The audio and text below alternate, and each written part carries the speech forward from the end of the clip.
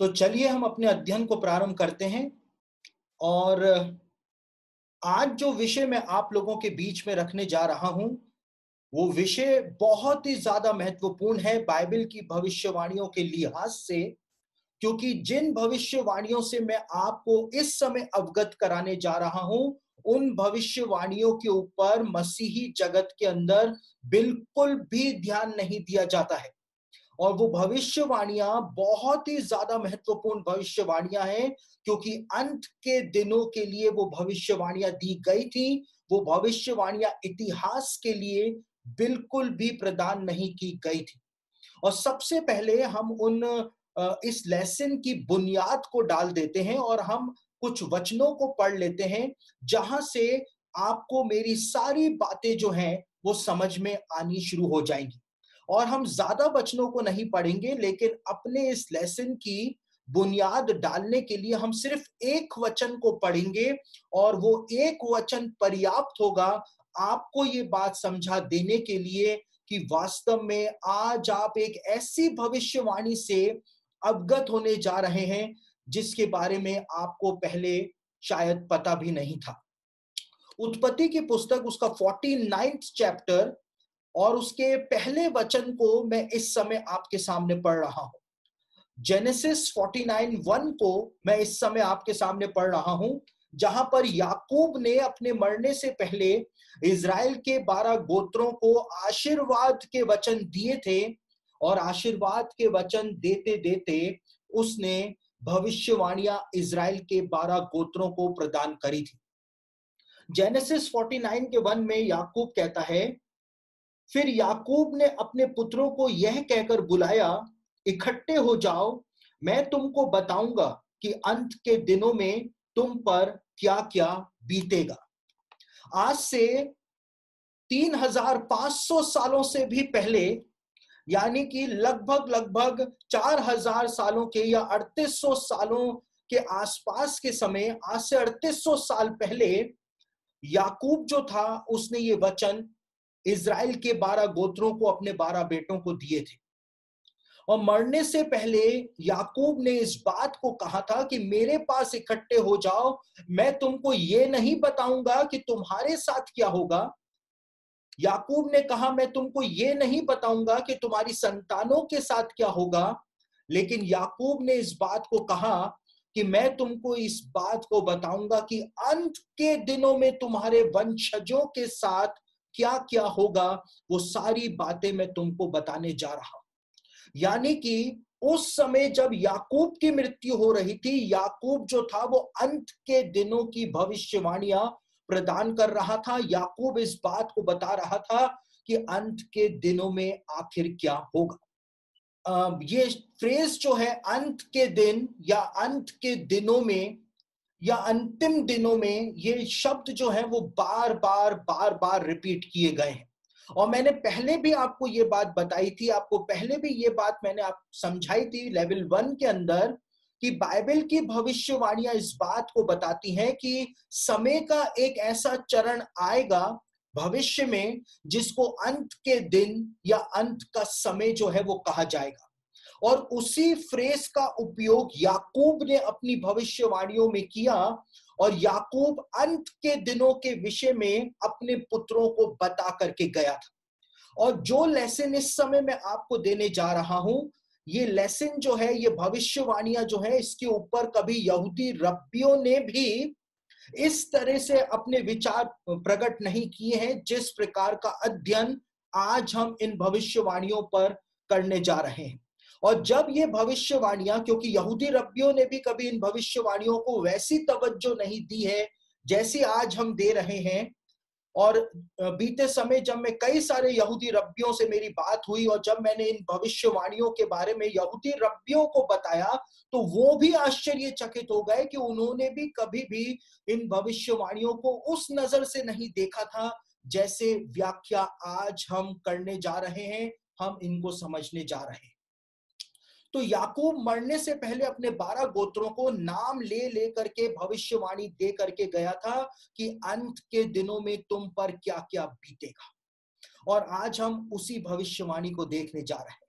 और सबसे पहले जब याकूब ने भविष्यवाणी करी तो अपने पहलोटे बेटे के लिए, अपने सबसे बड़े बेटे के लिए उसने सबसे पहले भविष्यवाणी करी, और उसके पहलोटे बेटे का नाम था रूबेन।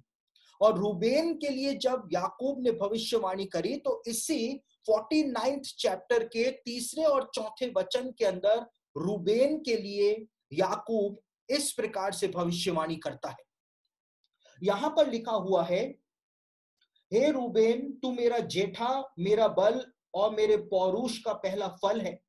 प्रतिष्ठा का उत्तम भाग और शक्ति का भी उत्तम भाग तू ही है। तू जो जल के समान उबलने वाला है, इसलिए दूसरों से श्रेष्ठ ना ठहरेगा, क्योंकि तू अपने पिता की खाट पर चढ़ा, तब तूने उसको अशुद्ध किया, वह मेरे बिछोने पर चढ़ गया। इस भविष्यवाणी के अंदर याकूब रूबेन के लिए जब भविष्यवाणी करता है तो याकूब इस बात को कहता है, याकूब इस बात को बताता है, रूबेन के लिए भविष्यवाणी करते हुए याकूब कहता है कि याकूब मेरे पौरुष का पहला फल है, क्योंकि वो पहलोटा है, और प्रतिष्ठा का उत्तम भाग भी रूबेन ही है। लेकिन याकूब इस बात को कहता है कि रूबेन सबसे नीचे कर दिया जाएगा, पहलोटा होने के बावजूद वो सबसे नीचे कर दिया जाएगा। क्यों कर दिया जाएगा? क्योंकि तूने मेरे बिछोने को अशुद्ध किया है। और याकूब ने ये बात क्यों बोली? याकूब ने ये बात इसलिए बोली थी क्योंकि उत्पत्ति की पुस्तक उसका 35 अध्याय और उसके 22वें वचन के अंदर इस बात को बताया गया है कि रूबेन ने याकूब की जो कॉन्क्यूबाइन थी उसका बलात्कार कर लिया था। और बाइबल के जमाने में जो कॉन्क्यूबाइन्स हुआ करती थी वो पत्नी के बराबर दर्जा रखा करती थी। और बिल्हा नाम की जो कॉन्क्यूबाइन थी याकूब की, उसका बलात्कार रूबेन ने कर लिया था। और इसीलिए याकूब यहां पर कहता है कि तू मेरे बिछोने के ऊपर चढ़ा और तूने उसको अशुद्ध कर डाला, इसलिए तेरी सारी प्रतिष्ठा जो है वो मिट्टी के अंदर मिल जाएगी। और याकूब ने इस बात को यहां पर कहा कि प्रतिष्ठा का उत्तम भाग और शक्ति का भी उत्तम भाग तू ही है। तू तो जल के समान उबलने वाला है, इसलिए दूसरों से श्रेष्ठ नहीं ठहरेगा, दूसरों से बिल्कुल भी तू श्रेष्ठ नहीं ठहरेगा। कोई भी आशीष याकूब ने रूबेन को नहीं दी। और याकूब ने रूबेन के लिए कहा कि तेरी सारी प्रतिष्ठा जो है वो मिट्टी के अंदर मिल जाएगी। आपको जान करके हैरानी होगी, यदि आप इस नक्शे को देखें जो मैं यहां पर दिखा रहा हूं, आप यहां पर देख सकते हैं, यहां पे दो नक्शे मैंने दिखाए हैं। और जो लेफ्ट हैंड साइड वाला नक्शा है उसके अंदर आप देख सकते हैं कि नीचे की तरफ रूबेन का गोत्र जहां पे रहता था वो जगह आपको यहां पर दिखाई देगी। और बाइबल के जमाने में रूबेन का गोत्र इस इलाके के अंदर रहा करता था, इजराइल के दक्षिणी भाग में, मृतक सागर के किनारे वो रहा करते थे। लेकिन जिस प्रकार से याकूब ने भविष्यवाणी करी थी कि रूबेन की सारी प्रतिष्ठा खत्म हो जाएगी, रूबेन का सारा बल जो है वो खत्म हो जाएगा, शक्ति खत्म हो जाएगी। आप जो सीधे हाथ वाला जो नक्शा है, जो आज मॉडर्न इजराइल का नक्शा है, आप यहां पर देख सकते हैं कि जिस जगह के ऊपर प्राचीन समय में रूबेन का गोत्र रहा करता था, आज वहां पर जॉर्डन देश पाया जाता है। और रूबेन के गोत्र की जमीन के ऊपर जॉर्डन देश का कब्जा हो चुका है। यानी कि रूबेन की जमीन का नामो निशान जो है वो इजराइल के अंदर से मिट चुका है। क्योंकि याकूब जो था उसने इस बात को पहले से ही कह दिया था, इस बात को पहले से ही बता दिया था कि अंत के दिनों में क्या होगा, रूबेन की प्रतिष्ठा, रूबेन का भाग जो है वो पूरी तरह से खत्म हो जाएगा, पूरी तरह से वो मिट जाएगा। क्योंकि रूबेन जो है उसने अपने पिता के बिछोने को अशुद्ध किया था। बाइबल के जमाने के अंदर इस भविष्यवाणी को प्राप्त करने के बाद भी रूबेन को कनान देश के अंदर उसका भाग मिला था। तो याकूब उस समय के विषय में तो बात कर ही नहीं रहा था, याकूब अंत के दिनों के विषय में, हमारे समय के विषय में बात कर रहा था। उसके बाद जब याकूब आगे बढ़ता है तो वो अपने दो बेटे शिमोन और लेवी के विषय में भी भविष्यवाणी करता है। और शिमोन और लेवी के विषय में याकूब जो है वो जेनेसिस 49 के 5 और 6 के अंदर बताता है। यहां पर याकूब कहता है, शिमोन और लेवी तो भाई भाई हैं, उनकी तलवारें उपद्रव के हथियार हैं। हे मेरे जीव, उनके मम्र में ना पड़, हे मेरी महिमा, उनकी सभा में मत मिल, क्योंकि उन्होंने कोप से मनुष्यों को घात किया और अपनी ही इच्छा पर चलकर बैलों को पंगु बनाया। याकूब इस बात को कहता है कि शिमोन और लेवी तो दोनों भाई भाई हैं और उनकी तलवारें जो हैं वो उपद्रव के हथियार हैं। शिमोन और लेवी दोनों भाई भाई हैं और उनकी तलवारें उपद्रव के हथियार हैं। अंत के दिनों के विषय में याकूब भविष्यवाणी कर रहा था। यदि आप प्राचीन इजराइल के इस नक्शे को देखें तो प्राचीन इजराइल के इस नक्शे के अंदर आपको ये बात समझ में आएगी कि लेवी का जो जमीन थी वो तो इजराइल के अंदर पाई नहीं जाती थी, क्योंकि परमेश्वर ने इस बात को कहा था कि लेवियों का भाग मैं खुद हूं। और शिमोन जो था उसको इजराइल के अंदर जमीन दी गई थी, इजराइल में भाग दिया गया था। और आप यहाँ पर देख सकते हैं उल्टे हाथ पर जो नक्शा आपको दिखाई दे रहा है, यहाँ पर दक्षिणी इलाके के अंदर शिमोन के गोत्र की जमीन पाई जाती थी।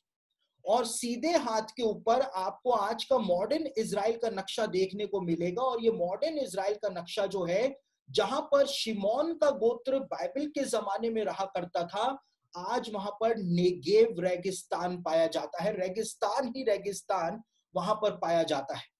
और जिस प्रकार से याकूब ने कहा था कि शिमोन और लेवी दोनों भाई भाई हैं और उनकी तलवारें उपद्रव के हथियार हैं, जिस इलाके के अंदर शिमोन का गोत्र बाइबल के जमाने में रहा करता था, उस इलाके के अंदर ही इजराइल की जो सेना है, जिसको इजराइल डिफेंस फोर्सेस कहा जाता है, उसके 70% जो एयर बेसिस हैं, 70% जो मिलिट्री ठिकाने हैं, हथियारों के बड़े बड़े कारखाने जो हैं, वो सारे के सारे उसी जगह पर पाए जाते हैं जहां पर बाइबल के जमाने में शिमोन का गोत्र रहा करता था, जहां पर शिमोन का गोत्र रहा करता था। यहां तक कि इजराइल का जो परमाणु प्लांट है, जहां पर इजराइल परमाणु हथियारों को बना रहा है, वो भी उसी इलाके के अंदर स्थित है जहां पर शिमोन का गोत्र बाइबल के जमाने के अंदर रहा करता था। यानी कि याकूब ने इस बात की भविष्यवाणी पहले ही कर दी थी। याकूब ने बता दिया था कि अंत के दिनों में शिमोन और लेवी दोनों जो भाई भाई हैं, उनके गोत्र की जमीन पर इजराइल के हथियारों के बड़े बड़े कारखाने वहां पर पाए जाए। लेकिन साथ ही शिमोन और लेवी के विषय में भविष्यवाणी करते हुए याकूब ने एक और बात जो थी वो यहां पर बताई थी। और याकूब ने इस बात को कहा था कि अपनी ही इच्छा पर वो दोनों चलते हैं और अपनी ही इच्छा पर चलकर उन्होंने बैलों को पंगु बना दिया है। बैलों को उन्होंने पंगु बना दिया है। और कैसे पंगु बना दिया है? अंत के दिनों में कैसे इजराइल के दक्षिणी इलाके ने बैलों को कैसे पंगु बना दिया है? जिस जगह के ऊपर शिमोन का गोत्र बाइबल के जमाने में रहा करता था, उस जगह के ऊपर आज नेगेव का रेगिस्तान पाया जाता है। बाइबल के जमाने में भी पाया जाता था। लेकिन इसी नेगेव के रेगिस्तान के जो रेत है, उस रेत में से इजरायली गवर्नमेंट सिलिका जो होता है, सिलिका जेल जो होता है, वो वहां से निकालती है उसी रेगिस्तान में से। और इसी सिलिका जेल से दुनिया के सबसे बेस्ट क्वालिटी के जो टायर्स होते हैं, उसका निर्माण इजराइल के अंदर किया जाता है। और आपको जान करके हैरानी होगी कि जब से टायरों का निर्माण हुआ, जब से मोटर गाड़ी का निर्माण हुआ, तब से लोग जो कि बैलगाड़ियों के अंदर चला करते थे, अब लोगों ने बैलगाड़ियां छोड़ करके अब गाड़ियों के अंदर यात्राएं करनी शुरू कर दी हैं। और इसीलिए याकूब ने कहा था कि वो तो अपनी ही इच्छा पर चले और उन्होंने बैलों को पंगु बना दिया। बैलों को पंगु कैसे बना दिया? जब टायरों का निर्माण हो गया, गाड़ियों का निर्माण हो गया, तो बैल जो है वो पंगु बन गया। अब कोई बैलगाड़ियों में यात्रा नहीं करता है, अब लोग गाड़ियों के अंदर यात्रा करते हैं, गाड़ियों के अंदर सफर करते हैं। तो प्रिमिटिव लैंग्वेज के अंदर याकूब जो था वो अद्भुत बातें हजारों साल पहले बता रहा था। अंत के दिनों की तस्वीर, कि अंत के दिनों में इज़राइल के अंदर क्या होगा, इज़राइल कैसे आगे बढ़ेगा, इज़राइल को भविष्यवाणियों में कैसे पहचाना जाएगा, वो सारी बातें याकूब जो था अपने बेटों को बता रहा था। उसके बाद लेवी के विषय में याकूब ने कुछ भी ज्यादा नहीं बताया, लेकिन लेवी के विषय में जो सबसे महत्वपूर्ण बात थी वो मूसा ने मरने से पहले बताई थी। और मरने से पहले मूसा लेवी के गोत्र को आशीर्वाद के वचन दे करके गया था। और मूसा ने लेवी के गोत्र के लिए जो बताया था वो आज हमारे समय में इज़राइल के अंदर लेवी के गोत्र के ऊपर पूरी तरह से वो भविष्यवाणी पूरी हो रही। व्यवस्था विवरण उसका 33 अध्याय 8 और 10 वचन मैं इस समय आपके सामने पढ़ रहा हूं। व्यवस्था विवरण उसका 33 अध्याय 8 और 10 वचन के अंदर मूसा लेवी के विषय में कहता है, फिर लेवी के विषय में उसने कहा, तेरे तुम्मीम और उरीम तेरे भक्त के पास हैं, जिसको तूने मस्सा में परख लिया और जिसके साथ मरीबा नामक सोते पर तेरा वाद विवाद हुआ। 10वां वचन, वे याकूब को तेरे नियम और इज़राइल को तेरी व्यवस्था सिखाएंगे। वे तेरे आगे धूप और तेरी वेदी पर सर्वांग पशु को होम बलि करेंगे। मूसा मरने से पहले लेवी के गोत्र को जो आशीर्वाद दे करके गया था वो आशीर्वाद आज हमारे समय में इज़राइल के अंदर लेवी के गोत्र पर पूरी तरह से पूरा हो रहा है, पूरी तरह से खरा उतर रहा है। और किस प्रकार से उतर रहा है? इज़राइल के अंदर जब इज़राइल देश का निर्माण हुआ 1948 में, और 1948 के अंदर जब इज़राइल देश बना और 1967 में यानी 1967 के अंदर इज़राइल ने यरूशलेम के ऊपर अपना अधिकार कायम कर लिया। उस समय से ही यहूदी रब्बियों ने ऐसी योजना बनानी शुरू करी कि परमेश्वर के नए मंदिर को, परमेश्वर के तीसरे मंदिर को यरूशलेम के अंदर वापस से बनाया जाए। लेकिन उनके सामने सबसे बड़ी समस्या जो आई वो ये आई कि यदि मंदिर बना भी लिया जाए तो भी मंदिर में काम करने वाले जो याजक हुआ करते थे वो इज़राइल के अंदर नहीं पाए जाते थे। और कौन सा यहूदी हारून के वंश का यहूदी है, ये बात भी किसी को भी नहीं पता थी, क्योंकि लगभग लगभग 2000 सालों से यहूदी लोग पूरी दुनिया के अंदर तितर बितर हो रखे थे।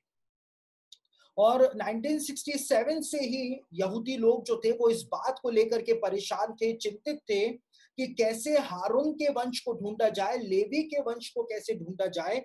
इस बात को लेकर के वो बहुत ही ज्यादा परेशान थे। लेकिन इज़राइल के अंदर 1990 के दशक में शायद उनको एक जेनेटिक साइंटिस्ट मिला, एक यहूदी साइंटिस्ट मिला इज़राइली सरकार को, जो खुद हारून के वंश का यहूदी था। और हारून के वंश का वो यहूदी था, इसका प्रमाण ये था कि उसके पास 2000 साल पुरानी उसकी वंशावली मौजूद थी। और वो 2000 साल पुरानी वंशावली इस बात को प्रमाणित करती थी कि वो वैज्ञानिक जो है, जेनेटिक साइंटिस्ट जो है, वो हारून के वंश का एक यहूदी है। और उसके बाद इजरायली गवर्नमेंट ने वैज्ञानिकों की एक टीम का गठन किया और वैज्ञानिकों की उस टीम ने उस जेनेटिक साइंटिस्ट का ब्लड का सैंपल लिया। और उस ब्लड के सैंपल का जब वैज्ञानिक विश्लेषण किया गया, उसका डीएनए टेस्ट किया गया, तो ये बात निकल करके सामने आई कि उस व्यक्ति के खून के अंदर एक ऐसा सेल पाया जाता है जो दुनिया में किसी भी इंसान के अंदर पाया ही नहीं जाता है। यहां तक कि यहूदियों में भी वो सेल नहीं पाया जाता है। और उस सेल का नाम वैज्ञानिकों की उस टीम ने कोहेन मॉडल हैप्लोटाइप रखा। और कोहेन का मतलब होता है याजक हिब्रू भाषा में, इसलिए उस सेल का नाम ही कोहेन मॉडल हैप्लोटाइप रखा। और इजरायली सरकार को वो रिपोर्ट सौंप दी कि जिस जिस यहूदी के खून के अंदर ये स्पेशल सेल मिलेगा, वही यहूदी जो है वो हारून के वंश का यहूदी होगा। और उसके बाद इजरायली सरकार ने व्यापक रूप से पूरी दुनिया के अंदर जितने भी यहूदी रहते हैं सबके ब्लड टेस्ट करवाए, और जिस जिस के खून के अंदर वो स्पेशल सेल मिला उसको इजराइल बुला लिया गया, उनको याजकों की ट्रेनिंग देनी शुरू की गई, और आज की तारीख में 1 लाख से भी ज्यादा याजक जो हैं, हारून के वंश के याजक जो हैं, वो तैयार हैं कि जैसे ही परमेश्वर का नया मंदिर बनाया जाए वैसे ही वो मंदिर के अंदर सेवा का काम शुरू कर सके। और मूसा ने इस बात को पहले से ही बता दिया था।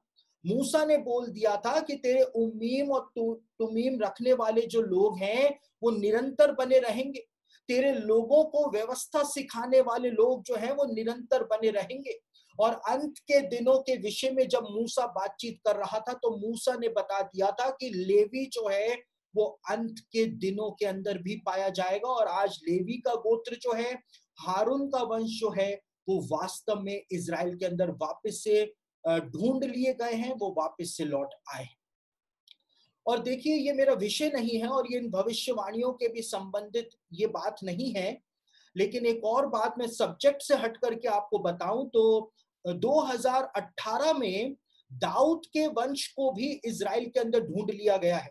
जो शाही वंश है, रॉयल फैमिली जो है, उसको भी ढूंढ लिया गया है, और ऐसी अटकलें लगाई जा रही हैं और ऐसी खबरें भी इजराइल में मुझको सुनने को मिली थी कि इजरायली सरकार जो है वो बहुत जल्द राष्ट्रपति का पद जो है वो समाप्त करने जा रही है, और राजा का पद बनाने का योजनाएं इजराइल में चल रही हैं, ताकि दाऊद के वंश के एक व्यक्ति को इजराइल का राजा वापस से बनाया जा सके।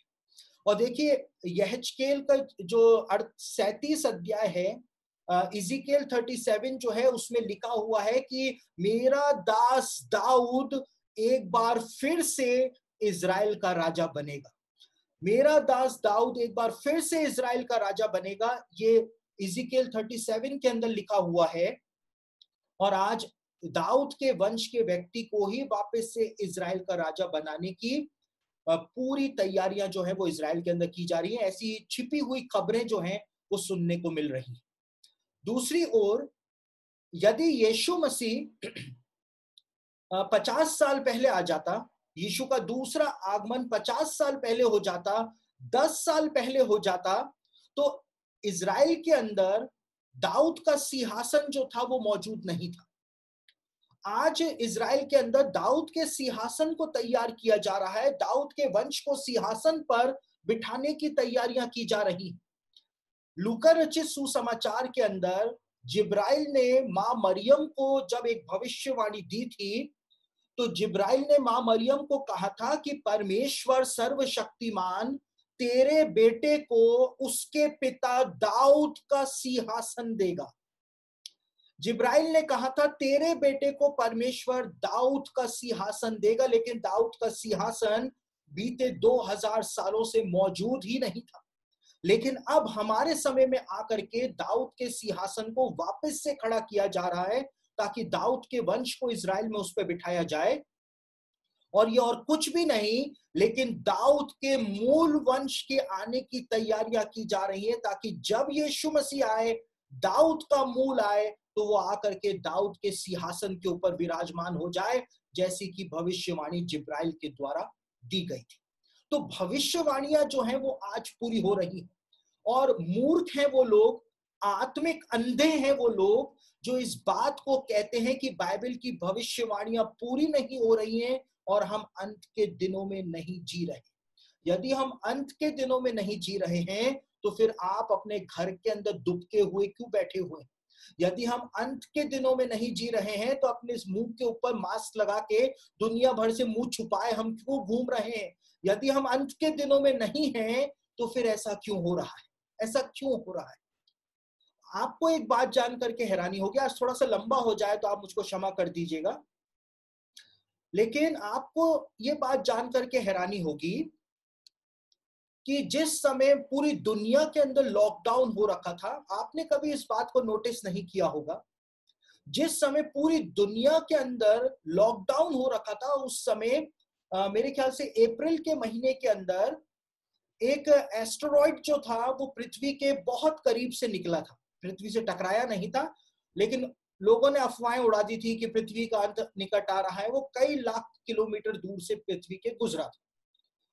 लेकिन उसकी जो तस्वीरें नासा के टेलीस्कोप ने खींची, जो पृथ्वी के पास से निकला, क्या आपने वो तस्वीर देखी?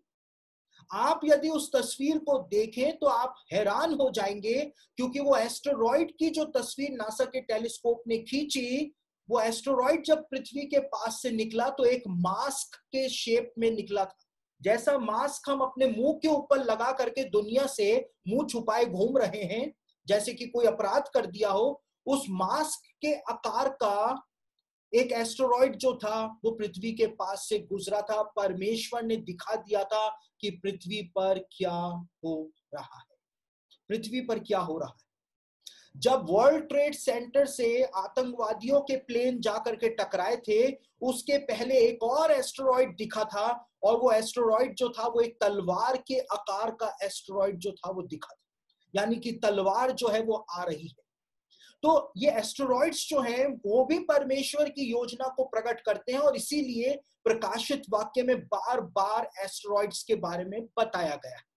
यीशु ने भी इस बात को कहा था कि तारों में चिन्ह दिखाई देंगे, वो उसने कॉन्स्टिलेशंस के बारे में भी बताया था और एस्टेरॉइड्स के बारे में भी बताया था। तो भविष्यवाणियां आज पूरी हो रही हैं, और जब याकूब की भविष्यवाणियां आज पूरी हो रही हैं, मूसा की भविष्यवाणियां आज पूरी हो रही हैं, तो आप समझ सकते हैं कि कितना ज्यादा गंभीर अब हमको हमारे आत्मिक जीवन के विषय में हो जाना चाहिए।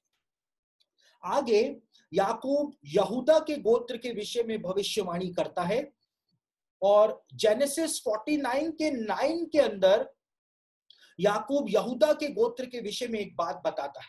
उत्पत्ति 49 के 9 में याकूब कहता है यहूदा के लिए, यहूदा सिंह का बच्चा है, हे मेरे पुत्र, तू आहेर करके गुफा में गया है, वह सिंह अथवा सिंहनी के समान दब कर बैठ गया, अब कौन उसको छेड़ेगा।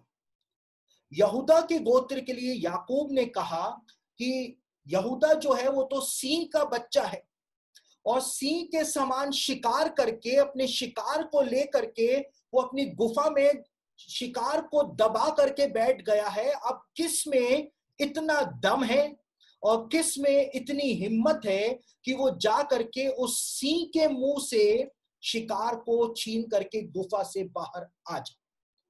यहूदा सिंह का बच्चा है। आपको जानकर के हैरानी होगी कि यरूशलेम जो है, यरूशलेम का ध्वज जो है, उसके ऊपर आपको याकूब के द्वारा की गई भविष्यवाणी बनी हुई दिखाई देगी। याकूब की भविष्यवाणी के अंदर यहूदा को सिंह का बच्चा बताया गया है, और यरूशलेम का जो फ्लैग है, इजराइल का नहीं लेकिन यरूशलेम का जो फ्लैग है, उसके ऊपर भी एक सिंह को दिखाया गया है, और वो सिंह जो है गुफा के अंदर जा रहा है, और ऊपर हिब्रू भाषा में यरूशलाइम लिखा हुआ आपको दिखाई देगा। और याकूब ने इस भविष्यवाणी को क्यों किया था? याकूब ने इस भविष्यवाणी को दे करके बता दिया था कि अंत के दिनों में क्या होगा। याकूब ने इजराइल के बारे में बता दिया था कि इजराइल शेर की तरह व्यवहार अंत के दिनों के अंदर करेगा, जो आज पूरी दुनिया जानती है कि इजराइल अपने अंदर कितना दमखम रखता है। इजराइल ने 1967 में जॉर्डन देश को हरा करके और यरूशलेम के ऊपर अपना अधिकार कायम कर लिया। 6 दिनों के अंदर 3 देशों को हरा करके यरूशलेम के ऊपर अपना अधिकार कायम कर लिया था 1967 में। और 1967 से ही दुनिया की महाशक्तियां जो हैं, दुनिया के सारे देश मिलकर के भी इजराइल से यरूशलेम वापस नहीं ले पा रहे हैं, उससे वापस नहीं छीन पा रहे।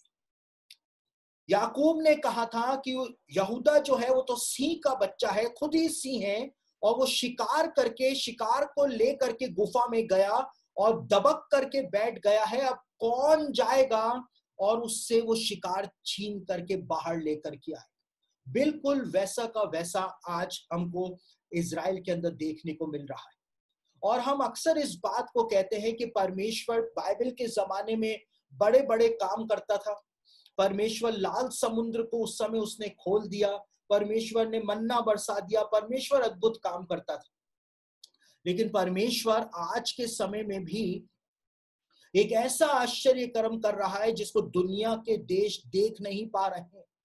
और वो आश्चर्य कर्म यह है कि दुनिया के सारे देश मिलकर के भी, संयुक्त राष्ट्र संघ के द्वारा भी इजराइल से यरूशलेम वापस नहीं छीन पा रहे।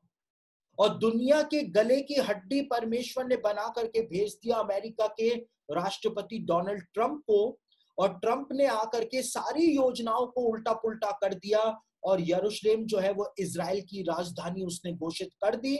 परमेश्वर ने एक अद्भुत काम हमारे समय में आकर के दिखा दिया। लेकिन सिर्फ यही बात यहूदा के विषय में याकूब ने नहीं बताई, लेकिन आगे 11वें वचन के अंदर याकूब जो है वो यहूदा के विषय में कहता है कि यहूदा अपने जवान गधे को दाखलता में और अपनी गधी के बच्चे को उत्तम जाति की दाखलता में बांधा करेगा। यहूदा जो है अंत के दिनों का, यहूदा जो है अंत के दिनों का इजराइल जो है वो अपने जवान गधे को दाखलता में और अपने गधी के बच्चे को उत्तम जाति की दाखलता के अंदर बांधा करेगा। आपको जान करके हैरानी होगी कि आज हमारे समय में आधुनिक इजराइल जो है, उस आधुनिक इजराइल के अंदर गधों का वेलफेयर बहुत ही ज्यादा किया जाता है। और गधों के वेलफेयर के लिए इजराइल के अंदर बहुत सारी योजनाएं बनाई जाती हैं। गधों का बहुत ज्यादा कल्याण जो है वो इजराइल के अंदर किया जाता है, और गधों का स्वर्ग इजराइल को दुनिया के अंदर कहा जाता है। यहूदी लोग गधों से बहुत ज्यादा प्रेम करते हैं। और याकूब ने देखिए इतनी छोटी सी बात जो है वो भी भविष्यवाणी के रूप में बताई थी कि अंत के दिनों में इजराइल में क्या होगा। यहूदा जो है अपने गधे को दाखलता में और अपनी गधी के बच्चे को उत्तम जाति की दाखलता के अंदर बांधा करेगा। इस बात को याकूब ने बता दिया था, और आज इजराइल जाए तो वहां पर यह भविष्यवाणी आपको पूरा होते हुए दिखाई देगी, जहां पे साल में एक दिन सारे यहूदी लोग जो हैं वो पूरे इजराइल के अंदर घूमते हैं गधों के लिए डोनेशन इकट्ठा करने के लिए। और यहूदी लोग गधों के लिए बहुत ज्यादा दिल खोल करके डोनेशन देते हैं ताकि गधों का वेलफेयर अच्छी तरह से किया जाए, उनका पालन पोषण इजराइल के अंदर अच्छी तरह से किया जाए। जैसा याकूब ने कहा था बिल्कुल वैसा का वैसा हो रहा है। गधों तक के बारे में याकूब ने अपनी भविष्यवाणी के अंदर बताया। आप यहां पर इस बात को समझ सकते हैं अपने विवेक से कि जब ये छोटी छोटी और जो बिल्कुल भी मायने नहीं रखती है जो बात, जब परमेश्वर उन भविष्यवाणियों को पूरा कर सकता है तो फिर परमेश्वर यीशु को वापस क्यों नहीं भेज सकता है, क्यों नहीं भेज सकता है। और आगे यहूदा के विषय में एक और बात यहां पर याकूब के द्वारा बताई गई। उसने 11वें वचन के अंदर कहा यहूदा के लिए, उसने अपने वस्त्र दाख मधु में और अपना पहरावा दाखों के रस में धोया है। यहां पर वो इस बात को बता रहा है कि यहूदा जो है उसके कपड़े तक दाख मधु के अंदर, दाख रस के अंदर धोए जा रहे हैं, डुबाए जा रहे हैं। और आपको जान करके हैरानी होगी कि दुनिया के अंदर सबसे बेस्ट क्वालिटी की जो वाइन बनती है वो आज इजराइल के अंदर ही बनती है। और दुनिया के सारे गोल्ड मेडल जो है वाइन मैन्युफैक्चरिंग के, वो सारे इजराइल की कंपनियां जो हैं उन्होंने ही जीते हैं। कारमेल वाइनरी जो है उसने एक गोल्ड मेडल जीता हुआ है, और इजराइल की दूसरी कंपनियां जो हैं उन्होंने भी गोल्ड मेडल जो है वो वाइन के लिए जीता हुआ है। और यहां तक कि इजराइल की वाइन दुनिया में इतनी ज्यादा फेमस होती है कि हर इजरायली एम्बेसी की जो वेबसाइट है उसके ऊपर भी वाइन का एडवर्टाइजमेंट इजरायली गवर्नमेंट करती है। इतने ज्यादा बेस्ट क्वालिटी की वाइन इजराइल में उसका निर्माण होता है। और आगे 12वें वचन के अंदर यहूदा के लिए याकूब कहता है कि उसकी आंखें दाख मधु से चमकीली और उसके दांत दूध से श्वेत होंगे। उसकी आंखें जो है वो दाख मधु से चमकीली हो जाएंगी। और दाख मधु से आंखें कैसी चमकीली हो जाएंगी? देखिए, दारू पीने वालों की आंखें कैसे चमकीली हो जाएंगी? हो ही नहीं सकती हैं। तो फिर क्यों यहां पर याकूब ने, महंगी जरूर हो सकती है, चमकीली नहीं हो सकती है ना? तो यहां पर क्यों याकूब ने इस बात को कहा कि यहूदा की आंखें दाख मधु से चमकीली हो जाएंगी? इसलिए हो जाएंगी, दुनिया की सबसे बेस्ट क्वालिटी की वाइन जब इजराइल में बनेगी और जब वो वाइन एक्सपोर्ट होगी, और उसके एक्सपोर्ट होने के बाद जब ट्रिलियंस ऑफ डॉलर का मुनाफा इजराइल के अंदर आएगा, तो पैसों को देख करके आंखों में क्या आ जाती है? यदि आपकी आंखों के सामने 2-2 हजार की ढेर सारी गड्डियों को रख दिया जाए और आपसे कहा जाए कि ये सारी गड्डियां आपकी हैं, तो आपकी आंखों के अंदर क्या आ जाएगी? एक चमक सी आ जाएगी। या जब आपको सैलरी मिलती है महीने के शुरू में, और जब सैलरी हाथ में आती है, तो सैलरी को देख करके आपकी आंखों में क्या आ जाती है? आपकी आंखों में चमक आ जाती है। और वही बात यहां पर याकूब ने बताई कि अंत के दिनों का इजराइल, उसकी आंखों में चमक आ जाएगी, क्योंकि वाइन एक्सपोर्ट होगी और उससे जो मुनाफा कमाएगा इजराइल, तो उसकी आंखें चमकनी शुरू हो जाएगी। दूसरी बात, उसके दांत दूध से श्वेत हो जाएंगे। उसके दांत जो होंगे, इजराइल के दांत अंत के दिनों में दूध से श्वेत हो जाएंगे। और क्यों हो जाएंगे? दुनिया का लीडिंग एक्सपोर्टर जो है दूध का, वो आज इजराइल बन चुका है। लीडिंग एक्सपोर्टर बन चुका है। दुनिया में दूध का जो सबसे बड़ा लीडिंग एक्सपोर्टर हुआ करता था, वो डेनमार्क हुआ करता था। लेकिन आज इजराइल ने डेनमार्क को भी कोसों पीछे छोड़ दिया है और इजराइल दूध का लीडिंग एक्सपोर्टर बन चुका है, डेयरी प्रोडक्ट्स का लीडिंग एक्सपोर्टर बन चुका है। और इजराइल की जो गाय हैं, जो काव इजराइल के अंदर होती हैं, इजरायली काव जो होती हैं, वो दुनिया में सबसे ज्यादा दूध देने वाली गायों के अंदर शुमार है। अमेरिका की और यूरोपियन जो गाय होती हैं, उनको कोसों पीछे इजराइल की गायों ने छोड़ दिया है। चाइना की और भारत की जो गाय होती हैं, उनको कोसों पीछे छोड़ दिया है। और ऐसा विशेषज्ञ अनुमान बताते हैं कि भारत की और चाइना की जो गाय होती हैं, वो एक साल के अंदर 300 से 400 लीटर दूध देती हैं, 300 से 400 लीटर। और यूरोपियन और अमेरिकन गाय जो होती हैं, विशेषज्ञ, जहां तक मुझको याद है, अगर मैं सही आपको बता रहा हूं, तो यूरोपियन और अमेरिकन गाय जो है, वो 500 से 1000 लीटर के बीच में पूरे साल भर में एक गाय दूध देती है। लेकिन इजराइल की जो गाय होती हैं, वो 1600 लीटर दूध एक साल के अंदर देती हैं। एक गाय 1600 लीटर दूध एक साल के अंदर देती है। इतना दूध वो देती हैं, जहां तक मुझको पता है। और इजराइल के अंदर एक गाय है जिसका नाम है खाड़ता। और खाड़ता नाम की वो गाय जो है, उसका नाम Guinness book of world record में लिखा हुआ है, क्योंकि उसने एक साल के अंदर हजारों लीटर दूध दे करके अपना नाम Guinness book of world record के अंदर लिखवा लिया।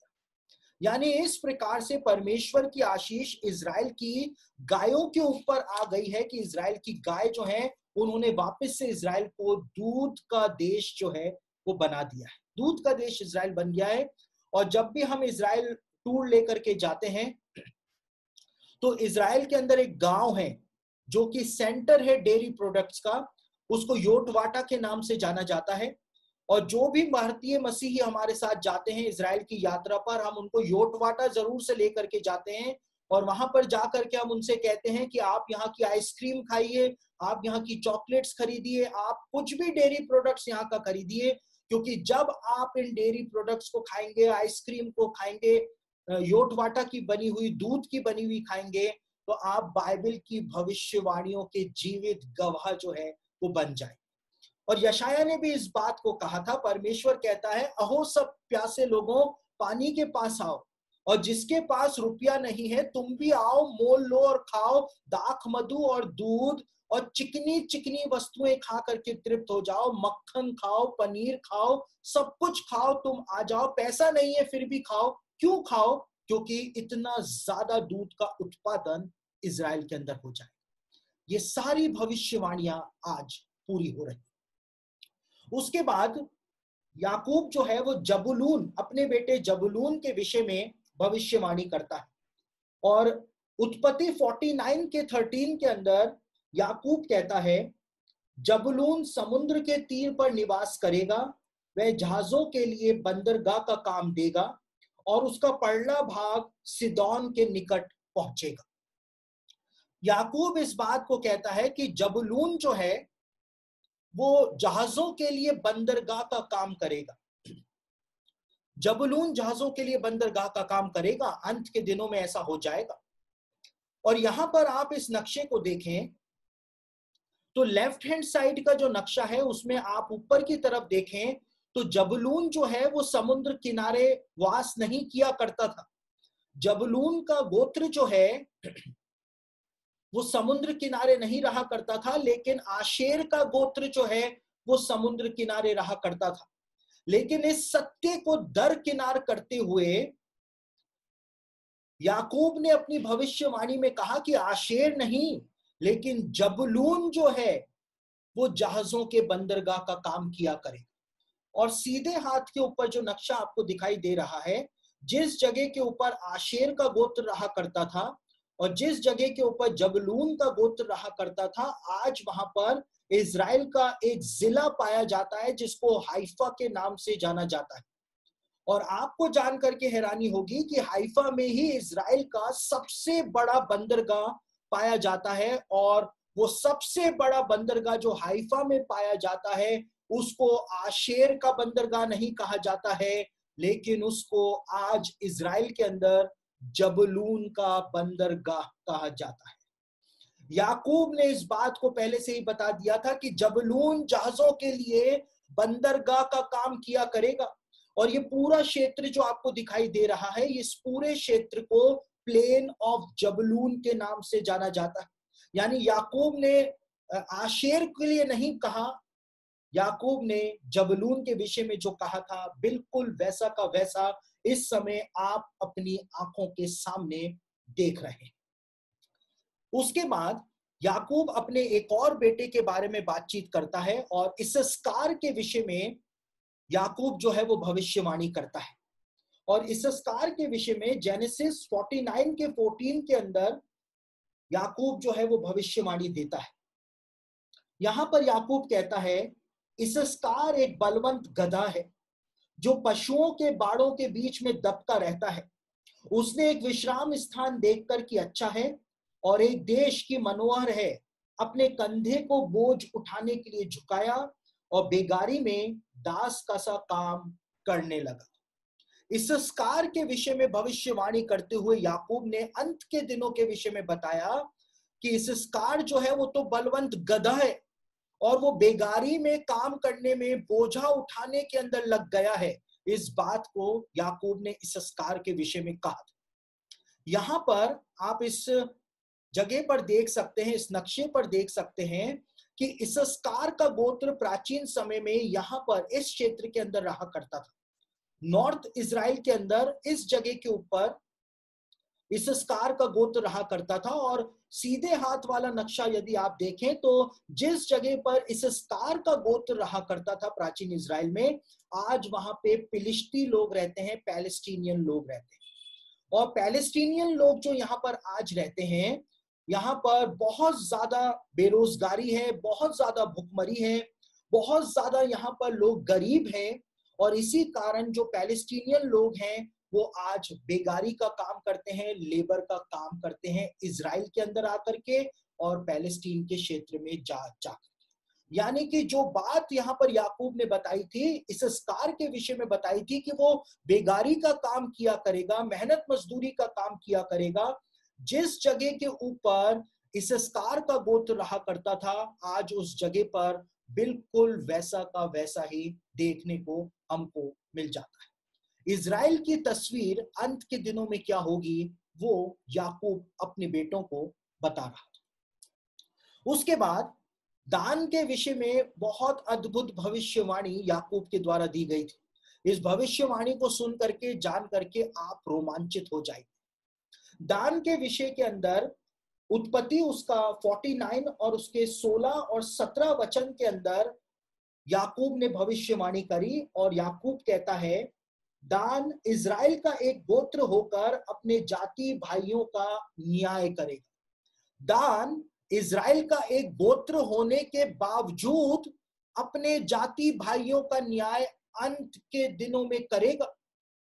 और आपको जान करके हैरानी होगी कि प्राचीन इज़राइल के अंदर जिस जगह के ऊपर दान का गोत्र रहा करता था, सीधा जिस जगह के ऊपर दान का गोत्र रहा करता था, दान के गोत्र की जो टेरिटरी हुआ करती थी इज़राइल देश में, आज उसी जगह के ऊपर इज़राइल का सुप्रीम कोर्ट जो है वो बना हुआ है। उसी जगह के ऊपर इज़राइल का सुप्रीम कोर्ट पाया जाता है जहां पे दान का गोत्र प्राचीन समय में रहा करता था। और इसीलिए याकूब ने कहा था कि दान इज़राइल का एक गोत्र होने के बावजूद अपने जाति भाइयों का न्याय करेगा। याकूब ने बता दिया था अंत के दिनों में इज़राइल का सुप्रीम कोर्ट जो है वो दान की जमीन के ऊपर ही पाया जाएगा। अद्भुत बात जो थी वो यहां पर याकूब दान के विषय में बता रहा था। लेकिन उससे भी ज्यादा महत्वपूर्ण बात जो 17वें वचन के अंदर याकूब ने दान के लिए कही कि दान मार्ग में का एक सांप और रास्ते में का एक नाग होगा जो घोड़े की नली को डसता है, जिससे उसका सवार पछाड़ खाकर गिर पड़ता है। याकूब ने दान के लिए कहा कि दान जो है वो मार्ग में का एक सांप और रास्ते में का एक नाग होगा। दान जो है वो मार्ग का सांप और रास्ते का नाग होगा। लेकिन पूरा इज़राइल जो है वो एक पहाड़ी देश है और इसीलिए इज़राइल के अंदर रेल नेटवर्क जो है, रेलवेज जो है वो पाई नहीं जाती है। लेकिन जो दान का क्षेत्र है इज़राइल के अंदर, आप देख सकते हैं दान का गोत्र किस जगह के ऊपर रहा करता था। इस जगह के ऊपर समुद्र किनारे दान का गोत्र जो है वो रहा करता था। और आज इसी क्षेत्र के अंदर इज़राइल का जो रेल नेटवर्क है वो पाया जाता है, क्योंकि समतल जमीन जो है वो इसी जगह पर पाई जाती है जहां पे ट्रेन के ट्रैक्स जो है वो डाले गए, इसी जगह के ऊपर जहां पे दान का गोत्र रहा करता था। और यहां पर याकूब ने भविष्यवाणी करी थी कि दान मार्ग में का एक सांप और रास्ते में का एक नाग होगा। और जिस जगह के ऊपर दान का गोत्र रहा करता था प्राचीन समय में, आज उसी जगह पर इज़राइल का पूरा रेल नेटवर्क पाया जाता है। और उसी जगह के ऊपर आज आपको मार्ग के सांप जो हैं ट्रेनों के रूप में वहां पर चलते हुए दिखाई दे जाएंगे। जिस तरह से सांप चलते हैं उसी तरह से ट्रेनें ट्रैक्स के ऊपर उस दान के गोत्र की जमीन के ऊपर चलते हुए आपको आज दिखाई दे जाएंगे। देखिए, सांप और नाग के अंदर क्या फर्क होता है? सांप और नाग के अंदर क्या फर्क होता है? सांप जो होता है वो लंबा होता है और नाग जो होता है वो छोटा होता है। और यहां पर याकूब ने दोनों बातें बोली दान के लिए कि दान जो है वो मार्ग का सांप होगा, यानी लंबी लंबी ट्रेनें भी चलेंगी दान के गोत्र की जमीन पर, और नाग भी वहां पर दौड़ते हुए दिखाई देंगे। रास्ते के नाग जो हैं वो भी दिखाई देंगे। और आपको जान करके हैरानी होगी कि दान के गोत्र की जमीन पर लंबी लंबी ट्रेनें सांपों के रूप में चलती हुई तो दिखाई दे ही रही हैं, लेकिन मेट्रो और ट्रैम के रूप में छोटे छोटे नाग जो है वो भी आपको वहां पे चलते हुए दिखाई दे जाएंगे। छोटे छोटे नाग भी चलते हुए दिखाई दे जाएंगे। तो जो दान के गोत्र के विषय में याकूब ने बताया था वो भविष्यवाणी आज उस गोत्र की जमीन के ऊपर पूरी हो रही है, 100% पूरी हो रही है। केवल एक ऐसा मसीही जिसका विवेक पूरी तरह से बंद है, जो सोया हुआ है, केवल वो ही इन बातों का इनकार करेगा कि ये भविष्यवाणियां आज पूरी नहीं हो रही। उसके बाद गाद के गोत्र के विषय में भी याकूब ने भविष्यवाणी करी थी, लेकिन हम उसको स्किप कर रहे हैं क्योंकि वो विषय जो है वो बहुत ज्यादा लंबा है और हम दूसरे ट्रैक पर चले जाएंगे। तो कभी परमेश्वर ने मौका दिया तो मैं गाद के गोत्र के बारे में भी आपको बताऊंगा, लेकिन अभी हम गाद के गोत्र को स्किप करके आशेर के गोत्र की तरफ आ रहे हैं। और जेनेसिस 49 के 20 में आशेर के गोत्र के विषय में याकूब के द्वारा कहा गया था। अपने बेटे आशेर के लिए याकूब कहता है, आशेर से जो अन्न उत्पन्न होगा वह उत्तम होगा और वह राजा के योग्य स्वादिष्ट भोजन दिया करेगा। अंत के दिनों में आशेर की जमीन से जो अन्न उत्पन्न होगा वो तो बहुत ही उत्तम होगा और वो राजा के योग्य स्वादिष्ट भोजन दिया करेगा। और आशेर के गोत्र के विषय में यही की यही बात जो है वो मूसा ने भी मरने से पहले कही थी। व्यवस्था विवरण उसका 33 अध्याय 24 और 25 वचन में इसी बात को मूसा ने भी आशेर के गोत्र के विषय में कहा था। यहां पर मूसा इस बात को कहता है, फिर आशेर के विषय में मूसा ने कहा, आशेर पुत्रों के विषय में आशीष पाए, वे अपने भाइयों में प्रिय रहे और अपना पांव तेल में डुबोए। तेरे जूते लोहे और पीतल के होंगे और जैसे तेरे दिन वैसे ही तेरी शक्ति हो। मूसा ने आशेर के गोत्र के विषय में कहा कि आशेर पुत्रों के विषय में तो आशीष पाएगा ही पाएगा, और आशेर जो है वो बहुत ही आशीष पाएगा, लेकिन आशेर अपने पैर तेल के अंदर डुबोएगा।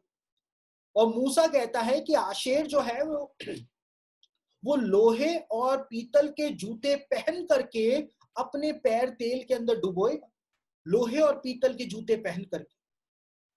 यहां पर आप जो नक्शा देख रहे हैं, जो मैं आपको दिखा रहा हूं, इस नक्शे के अंदर आप देख सकते हैं, ये पीला वाला क्षेत्र जो आपको दिखाई दे रहा है नक्शे में, यहां पर आशेर का गोत्र जो है वो बाइबल के जमाने में रहा करता था। और आशेर के गोत्र का जो दक्षिणी भाग था वो आशेर के पैर उसको कहा जाता था, नीचे का भाग।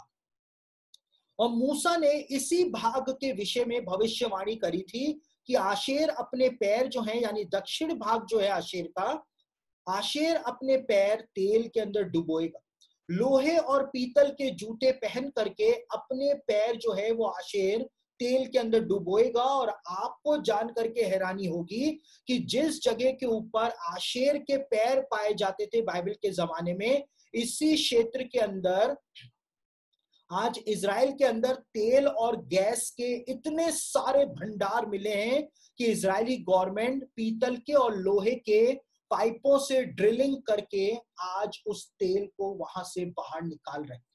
इतने तेल और गैस के भंडार इस पूरी जगह के ऊपर आज मिले इसी क्षेत्र। और इसीलिए मूसा ने कहा था कि आशेर अपने पैर तेल के अंदर डुबोएगा, वो लोहे और पीतल के जूते पहन करके अपने पैर तेल के अंदर डुबोएगा, और वो भविष्यवाणी आज पूरी हो रही। आशेर से जो अन्न उत्पन्न होगा वो उत्तम होगा। और कौन सा अन्न उत्पन्न हो रहा है? तेल का और गैस का अन्न जो है वो आशेर की जमीन से आज उत्पन्न हो रहा है।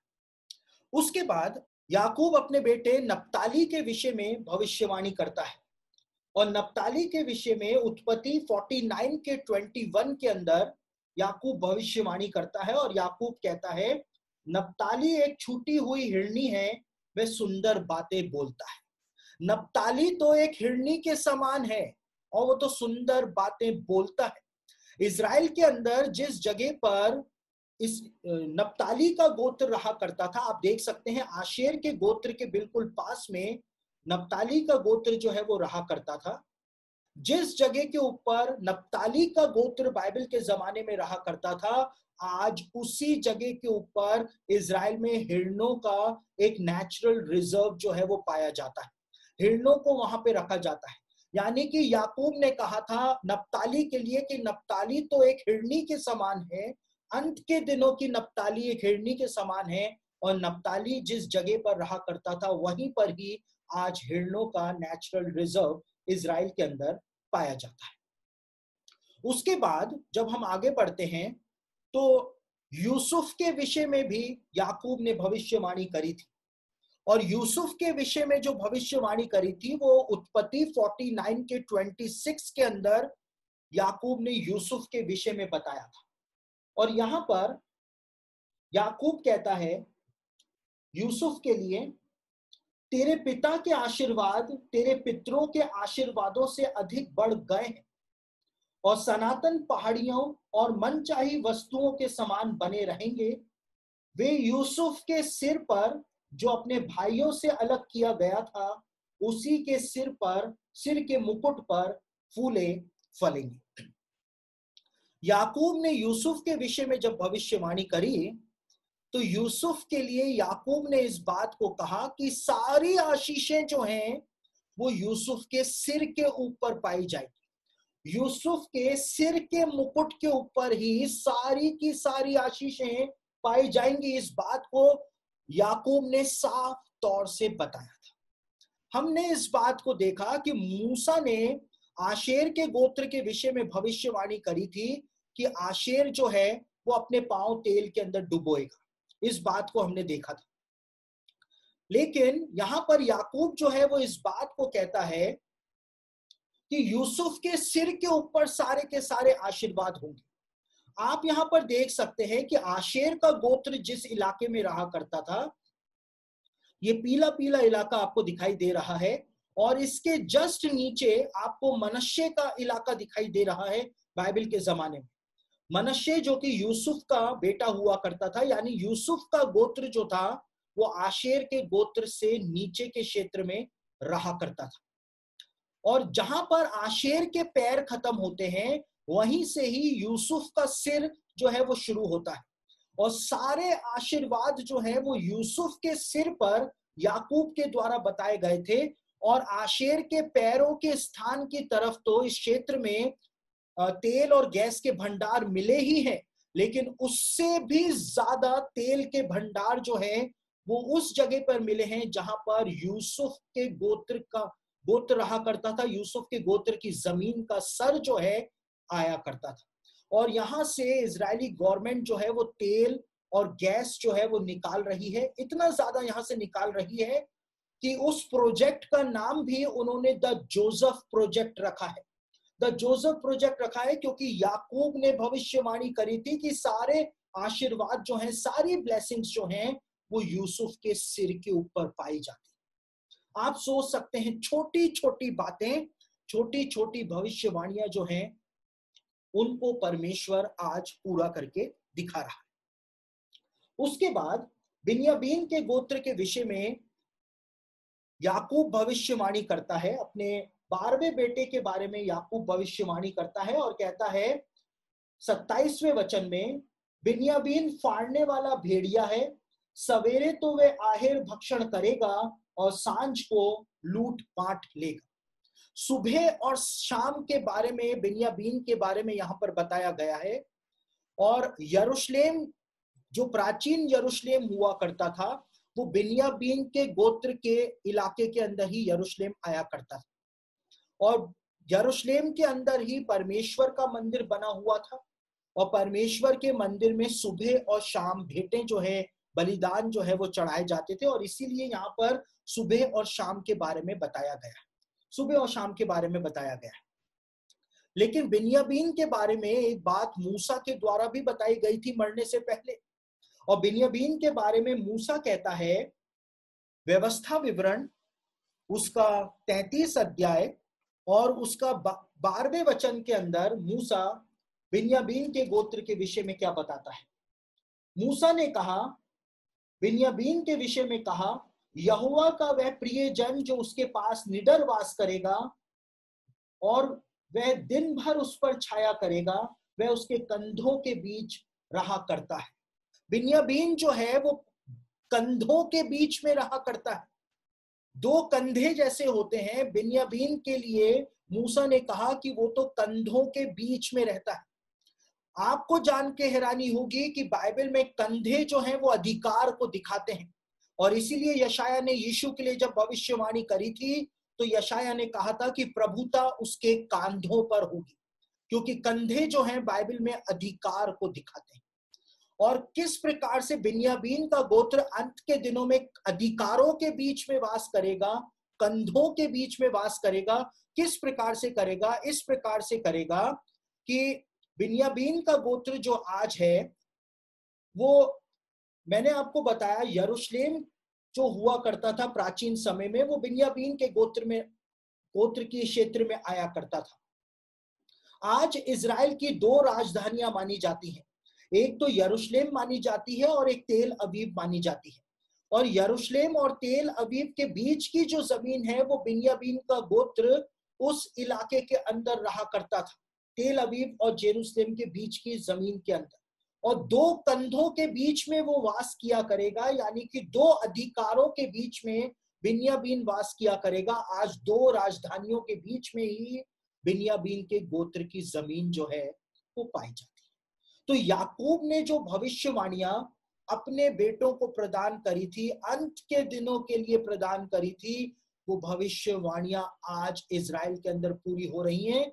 और आत्मिक अंधा है वो व्यक्ति, आत्मिक अंधा है वो मसीही जो इस बात का इनकार करे कि ये भविष्यवाणियां इज़राइल के अंदर पूरी नहीं हो रही। और जब ये बातें मैंने यहूदी रब्बियों को भी समझाई तो यहूदी रब्बी भी बहुत चक्के रह गए। उनको भी ये बात पता नहीं थी कि याकूब की भविष्यवाणियां इज़राइल के अंदर पूरी हो रही। कितनी अद्भुत बात है कि कोई अन्य जाति का व्यक्ति जा करके यहूदियों को बता रहा है कि आपके ऊपर भविष्यवाणियां जो है वो पूरी हो रही।